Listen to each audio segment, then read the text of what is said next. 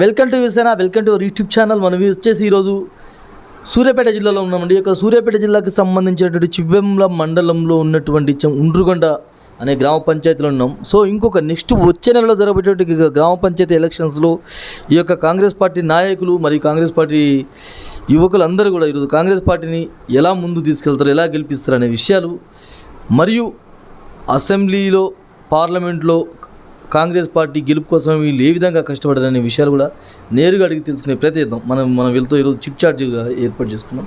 So thank you so much అన్నగారు. నమస్కారం. నమస్తే.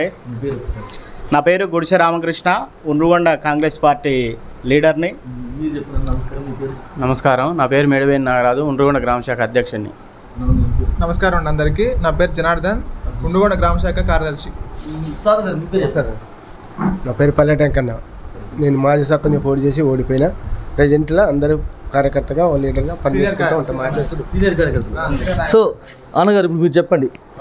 ఇక్కడ మనం చూసుకున్నట్టయితే జరిగినటువంటి అసెంబ్లీ ఎలక్షన్స్లో సూర్యాపేట కాన్స్టిట్యున్సీ నుంచి కాంగ్రెస్ పార్టీ ఓడిపోయింది, బీఆర్ఎస్ పార్టీ గెలిచింది.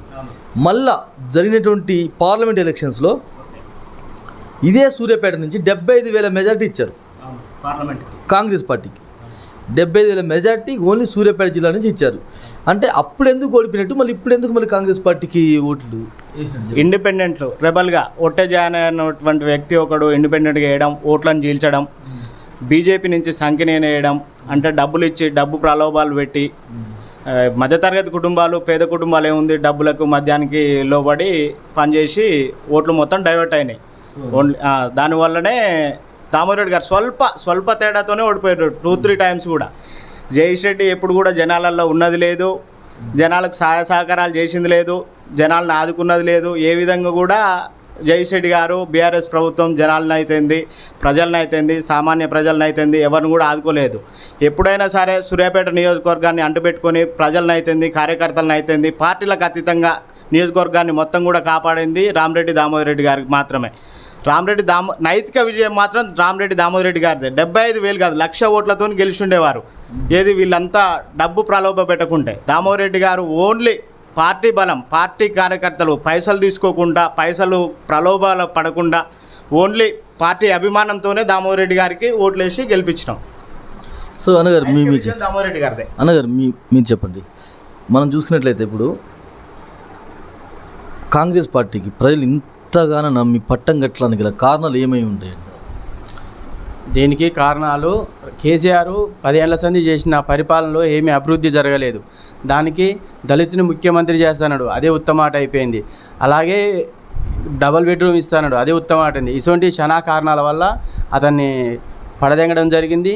ఈ కాంగ్రెస్ ప్రభుత్వం వస్తేనే అభివృద్ధి జరుగుతుందని తెలిసింది. అదే కాంగ్రెస్ ప్రభుత్వంలో 2 లక్షల రూపాయలు ఏకదాటిగా రుణమాఫీ చేయడం జరిగింది. అలాగే ఇంకా చాలా ఉన్నాయి చేసాయి.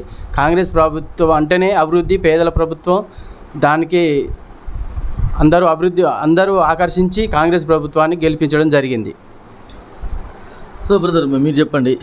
మీకున్నటువంటి విధిలో కాంగ్రెస్ పార్టీ ఇప్పుడు వచ్చే ఎలక్షన్స్లో గెలిపించడానికి ఎలాంటి కృషి చేస్తారు? ఉమ్మడి రాష్ట్రంలో చూసుకున్నా, ప్రస్తుతం ప్రత్యేక తెలంగాణ రాష్ట్రంలో చూసుకున్నా కూడా ప్రజాపాలన అంటేనే కాంగ్రెస్ పార్టీ ప్రభుత్వం చేత నడపబడుతుంది కూడా. గతంలో అసెంబ్లీ ఎన్నికల్లో ఓడిపోవడానికి గల కారణాలు ఏంటి అంటే, జగదీష్ రెడ్డి గారు 2 సార్లు మంత్రిగా చేసినప్పటికీ అధిక ప్రలోభాలకి ధన ప్రవాహాన్ని ఖర్చు పెట్టి దరిదాపుగా 3,000 కోట్ల దాకా ఖర్చు పెట్టింది చేపట్టి స్వల్ప వ్యవధిలో గెలవడం జరిగింది. ఆర్డీఆర్ సార్ గత 3 సార్లు ఓడిపోయినప్పటికీ 15 సంవత్సరాలుగా సూర్యాపేటను అంటిపెట్టుకుని ఉంటూ ప్రతి సమస్యకు, ప్రతి కార్యకర్తకు చేదోడు వాదోడికి ఆర్థిక సహాయం చేసుకుంటూ అందరికీ అందుబాటులో ఉండడం జరుగుతూ ఉంది.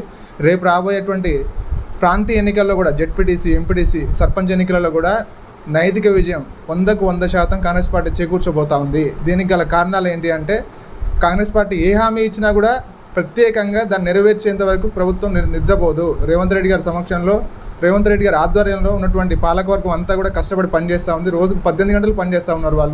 వాళ్ళ నైతిక కట్టుబాటును బట్టి ప్రజలందరూ కూడా కాంగ్రెస్ పార్టీ వైపు ఆకర్షితులు అవుతూ ఉన్నారు.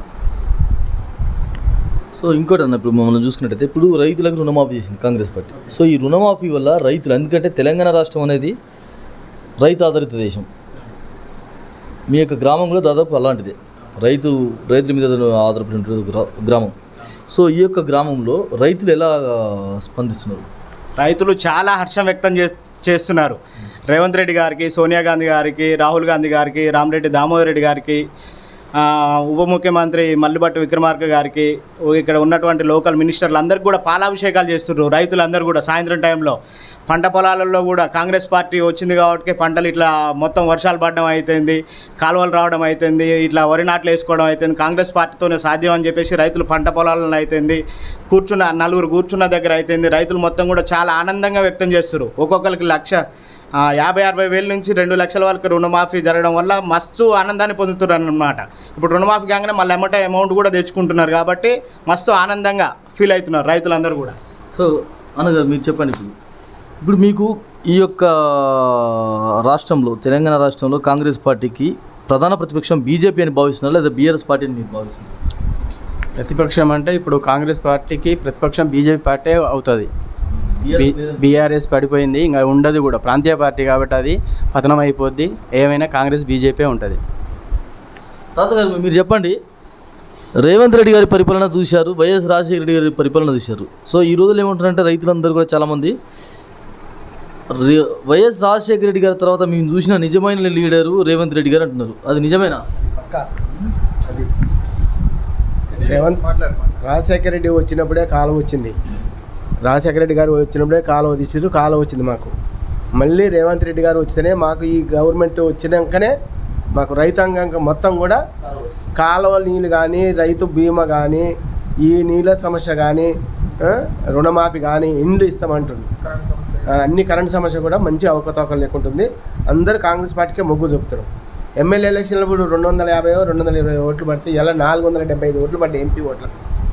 అట్లా డెవలప్మెంట్ కోసమే కాంగ్రెస్ పార్టీ మళ్ళీ గతంలో కూడా మళ్ళీ కాంగ్రెస్ పార్టీ పామతి తప్ప బీఆర్ఎస్ పార్టీ తుంగలో పడిపోతుంది.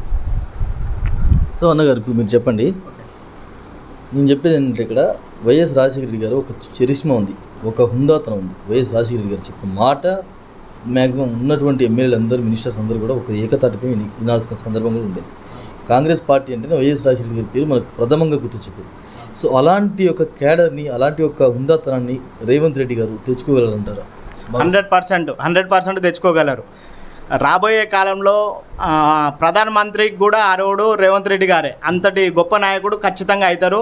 మినిస్టర్లను అవుతుంది, ఎమ్మెల్యేలను అవుతుంది, అందరినీ కలుపుకొని పోయి ఇంకొక 10 ఏళ్ళు అధికారంలో ఉండేటట్టు రేవంత్ రెడ్డి 100% రాజశేఖర్ రెడ్డి గారి లాగానే పరిపాలన అందిస్తాడు, సుభిక్షంగా ఉంచుతాడు. తెలంగాణని పరిపాలన కూడా అట్లే చేకూరుస్తాడు. అందరి నాయకులను అవుతుంది, మినిస్టర్లను అవుతుంది, ఎమ్మెల్యేలను అవుతుంది, అందరినీ కలుపుకొని పోయి ఒక్కతాటి పైకి తెచ్చే ఈరోజు ముఖ్యమంత్రి కాగలిగినామంటే, తెలంగాణలో కాంగ్రెస్ పార్టీ ముఖ్యమంత్రి గవర్నమెంట్ ఫామ్ చేయగలమంటే రేవంత్ రెడ్డి గారు అందరి నాయకులందరినీ సమన్వయం చేసి ఒక్కతాటిపైకి తీసుకొచ్చి సమన్వయంతో పనిచేయబట్టే రేవంత్ రెడ్డి గారు ఈరోజు ముఖ్యమంత్రి కాగలిగారు.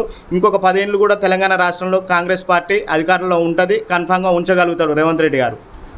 మీరు చెప్పండి, ఇప్పుడు ఇచ్చినటువంటి 6 గ్యారెంటీలు, ఈ 6 గ్యారెంటీల పట్ల మహిళలు ఎంత సంతోషంగా ఉంది మీకు గ్రామం? ఈ 6 స్కీముల వలన ఈ మన ఊర్లో అయినా సరే, రాష్ట్రంలో అయినా సరే ఆడవారు మాత్రం చాలా సంతోషంగా ఉన్నారు. ఫ్రీ బస్సు, గృహలక్ష్మి, అలాగే ఉచిత కరెంటు, గ్యాసు, చాలా అలాగే 6 స్కీములలో చాలా సంతోషపడతారు ఆడవాళ్ళు మాత్రం. మీరు చెప్పండి. ఈ 6 పథకాల గురించేనా? ఈ 6 పథకాలు ఎట్లా ఉన్నాయంటే మధ్యతరగతి వాళ్ళకి చాలా ఉపయోగాలు పడుతూ ఉన్నారు. ఆడవాళ్ళకి ఉచిత బస్సు సౌకర్యం వల్ల చాలామంది సుభిక్షంగా వాళ్ళ ప్రయాణాన్ని కొనసాగిస్తూ ఉన్నారు. అదేవిధంగా ఉచిత కరెంటు వల్ల కూడా చాలామందికి ఆర్థిక భారం తగ్గుతూ ఉంది. అదేవిధంగా 10 లక్షల రూపాయల బీమా ఉండొచ్చు, మధ్యతరగతి వారికి బీమా కూడా ఎక్కువగా ఉపయోగపడుతూ ఉంది. అదేవిధంగా 500 రూపాయల గ్యాస్ సిలిండర్ కూడా మధ్యతరగతి వాళ్ళకి చాలా ఉపయోగపడుతూ ఉంది. సిలిండర్ విషయంలో కూడా ప్రతి అంశం కూడా ఈ 6 గ్యారెంటీలు కూడా పేదవారికి, మధ్యతరగతి వారికి ఉపయోగపడే విధంగానే కాంగ్రెస్ పార్టీ ప్రభుత్వం అంటేనే ప్రజాప్రభుత్వం చేయబట్టి అందరి అంశాలను దృష్టిలో పెట్టుకొని ఈ 6 పథకాలు ప్రవేశపెట్టడం జరిగింది. సో రానున్న జీపీ ఎలక్షన్స్లో కాంగ్రెస్ పార్టీ హవా చూపిస్తుందని మీరు భావిస్తున్నారు? 100% ఉండ్రుగొండ ఉమ్మడి గ్రామ పంచాయతీ ఒలవపురంలో కానీ ఉండ్రుగొండలో కానీ 100% కాంగ్రెస్ పార్టీ 200-300 ఓట్ల మెజార్టీతోని గ్రామ పంచాయతీలు 2 కూడా కాంగ్రెస్ పార్టీ కైవసం చేసుకుంటుంది. వేరే పార్టీకి ఛాన్సే లేదు. అట్లాగే ఎంపీటీసీ కూడా కాంగ్రెస్ పార్టీనే కైవసం చేసుకుంటుంది 100%. అన్నగారు మీరు చెప్పండి, ఇప్పుడు రాబోయే రోజుల్లో సర్పంచ్గా కాంగ్రెస్ పార్టీ నుంచి గెలిస్తే ఈ ఊరికి ప్రథమంగా చేసే పనులు ఏమై ఉంటాయి? ఈ ఊరికి గ్రామ సర్పంచ్ని గెలిపించినట్లయితే మా ఉండ్రుగొండ గ్రామంలో మీ దాంట్లో పోటీలు ఉన్నారు ఇక్కడ? మా ఉండ్రుగొండ గ్రామంలో గ్రామ పంచాయతీ లేదు, అది కట్టుకుంటాం. అలాగే ఊర్లో చాలా అభివృద్ధి పనులు అట్లనే మర్చిపోయారు. గ్రామ పంచాయతీ ఆఫీస్ లేదు ఇంతవరకు? లేదు, నూతనంగా ఏర్పడ్డది 5 ఏళ్ళు అవుతున్నా కానీ గ్రామ పంచాయతీ ఆఫీస్ లేదు. అది మేము కట్టుకుంటాం కాంగ్రెస్ సర్పంచ్ గెలవగానే. అలాగే ఇంకా కొన్ని అభివృద్ధి కార్యక్రమాలు ఉన్నాయి, అవన్నీ మేము నెరవేర్చుకుంటాం. So thank you so much అన్న, మీకు విలువైన సమయాన్ని మా ప్రేక్షకుల కోసం మళ్ళొకసారి రావాలి. ఖచ్చితంగా మా ఊరు సర్పంచ్ గారితో మీకు ఇంటర్వ్యూ ఇవ్వడం ఖచ్చితంగా జరుగుతుంది. రాబోయే ప్రాంతీయ ఎన్నికల్లో మీకు మళ్ళీ మేము మాట ఇస్తూ ఉన్నాం. రాబోయే ప్రాంతీయ ఎన్నికల్లో సర్పంచ్ ఎన్నికల్లో ఉండుగొండ నుంచి కాంగ్రెస్ పార్టీ అభ్యర్థి గెలవబోతున్నాడు. మళ్ళీ మీరు రావాలి, ఆ సర్పంచ్ గారితో ఇంటర్వ్యూ తీసుకోవాలని మనస్ఫూర్తిగా కోరుకుంటున్నాం. ప్లీజ్ వాచ్ టు యువశక్తి. ఖచ్చితంగా thank you so much. So ఈ యొక్క గ్రామ పంచాయతీలో, ఉండ్రుగొండ గ్రామ పంచాయతీలో కాంగ్రెస్ నాయకులందరూ కూడా ఈరోజు వచ్చే ఎలక్షన్స్లో, జీపీ ఎలక్షన్స్లో, స్థానిక సంస్థల ఎలక్షన్స్లో, మున్సిపాలిటీ ఎలక్షన్లో కాంగ్రెస్ పార్టీకి పట్టం కట్టించి కాంగ్రెస్ పార్టీ యొక్క విజయాల పరంపరను కొనసాగిస్తున్న ఉద్దేశంతో ఈరోజు నాయకులందరూ కూడా ముక్త కంటతో చెప్పాల్సి ఉంటుంది. So thank you so much. State into Yuvasena TV.